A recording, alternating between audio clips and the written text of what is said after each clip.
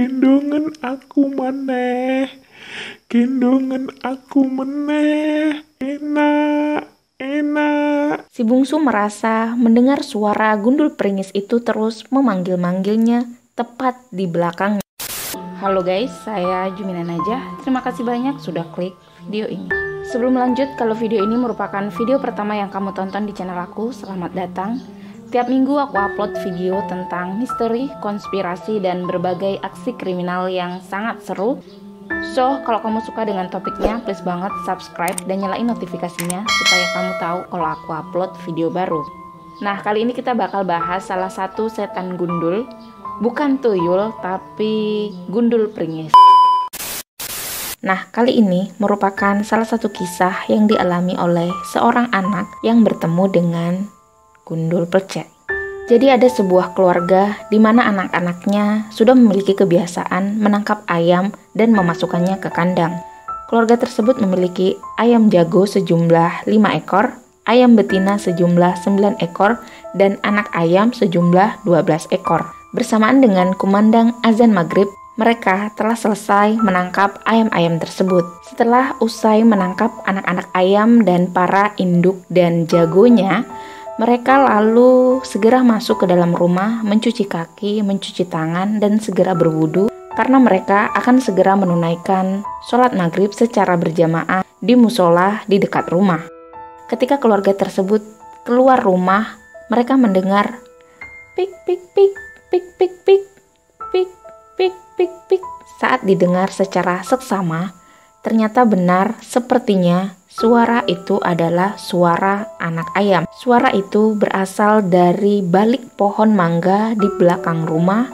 Letaknya sekitar kurang lebih 5 meter dari kandang ayam. Karena heran dengan suara ayam tersebut, sang kakak bertanya, "Anak ayamnya sudah kamu masukkan belum sih?"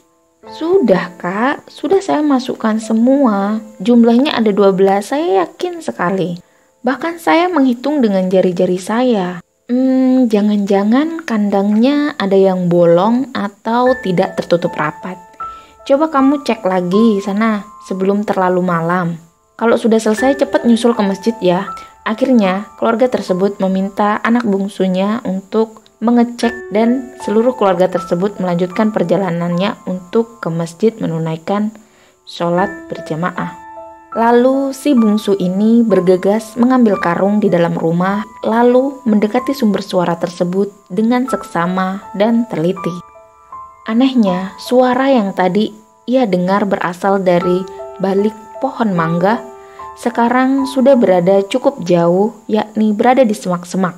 Lalu aku semakin cermat mencari sumber suara itu dengan menggunakan lampu kecil yang kubawa tadi. Sebenarnya si bungsu merasa sedikit takut karena harus berkeliaran di kebun pada waktu maghrib sendirian. Pik pik pik, pik pik pik. Suara anak ayam itu rasanya semakin keras didengar oleh si bungsu, dan ternyata sumber suara itu berasal dari semak-semak yang ada di pembatas pagar rumah. Aku pun bergegas mendatanginya dan aku terkaget dengan apa yang aku lihat. Ternyata di balik semak-semak itu bukan 1 ekor anak ayam, tetapi ada 3 ekor anak ayam. Namun karena si bungsu ini merasa sangat yakin, sudah menghitung seluruh anak ayamnya dan memasukkan dan memastikan anak ayam sudah ia masukkan ke kandang, ia jadi agak ragu jika anak ayam ini adalah anak ayam milik keluarganya. Dia berpikir mungkin saja anak ayam tersebut adalah anak-anak ayam milik tetangganya. Namun si bungsu tetap menangkap anak ayam tersebut dan berencana ingin mengabarkan kepada tetangga-tetangganya bahwa anak ayam itu ada di kandangnya. Si bungsu harus menyelamatkan anak ayam itu karena dia merasa jika berada di semak-semak, mungkin saja ada hewan liar yang akan menerkamnya. Akhirnya, dia menangkap anak-anak ayam tersebut dan memasukkannya ke dalam karungnya.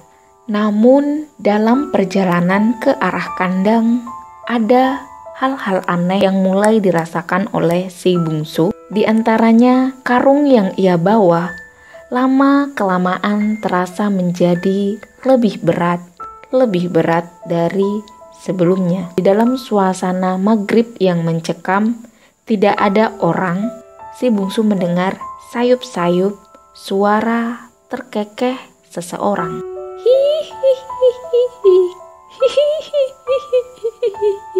Enak, enak, enak. Lalu si bungsu terkaget dan menghentikan langkahnya. Ia ingin memastikan apakah suara itu benar-benar ada atau ia hanya salah dengar.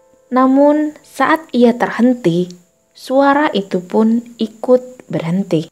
Karena tidak terlalu yakin dengan apa yang ia dengar, si bungsu lalu melanjutkan perjalanannya. Namun kali ini suara itu terdengar lebih jelas dan lebih keras.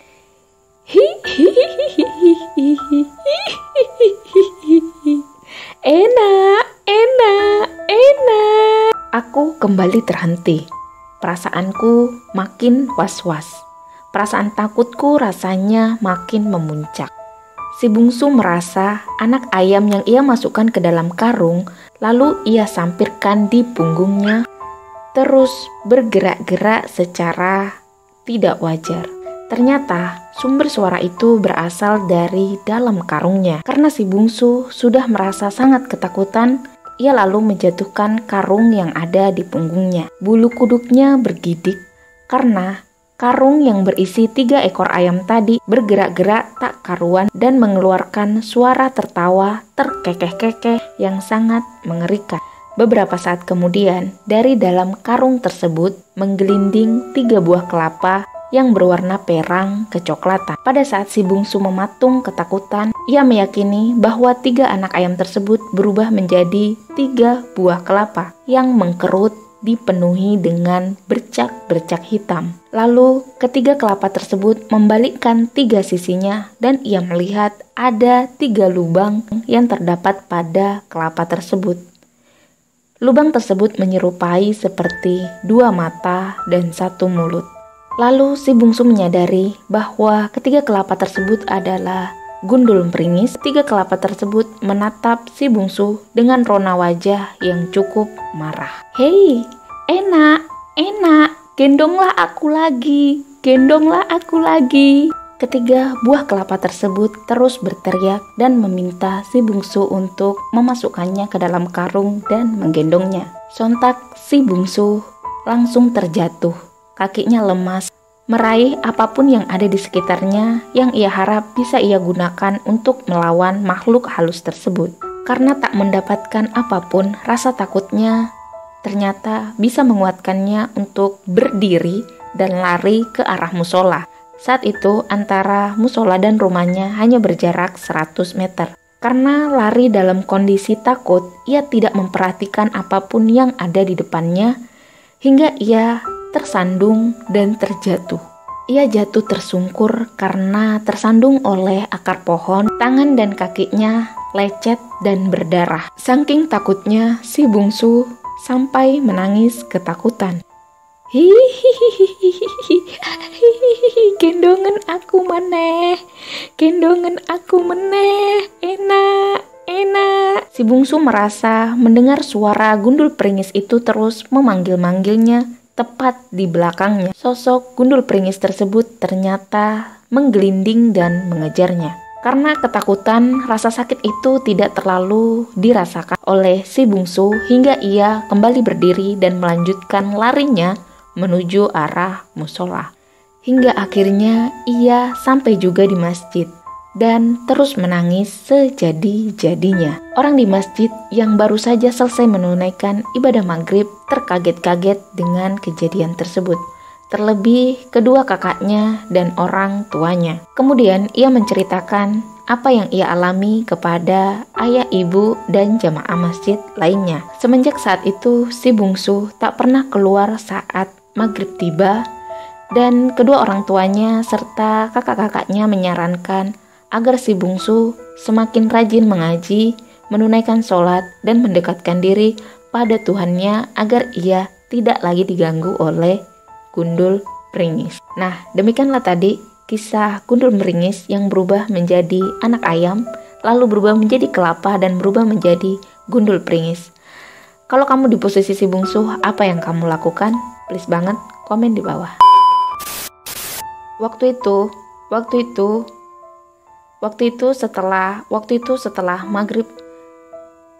Waktu itu setelah maghrib, ibuku ingin menonton televisi. Karena waktu itu ibuku ingin menonton acara TV.